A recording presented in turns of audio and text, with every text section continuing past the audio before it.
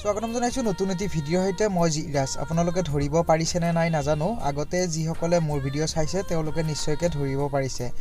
সঁচাকৈয়ে আজি আমাৰ বাবে খুব ভাল দিন, মানে অপেক্ষাৰ অন্ত পৰিলে। যিহেতু আমাৰ কোম্পানীটো আজিৰ পৰা ষ্টাৰ্ট হ'ব, মানে আজিৰ পৰাই আমাৰ প্ৰডাকশ্যনবিলাক বাহিৰলৈ যাব। আৰু যোৱা ভিডিঅ'ত দেখাইছিলোঁ যে গাড়ী লোৱা, আৰু এই দুখন গাড়ীৰ ইয়াতে আজি ইণ্ডাষ্ট্ৰি আমি নামাকৰণ কৰা হ'ল। তাৰপিছত ডিঙিত গামোচা লৈ থকাজন হৈছে মোৰ ডাঙৰ দাদা, আৰু এই কোম্পানীটো হৈছে মোৰ ডাঙৰ দাদাৰ।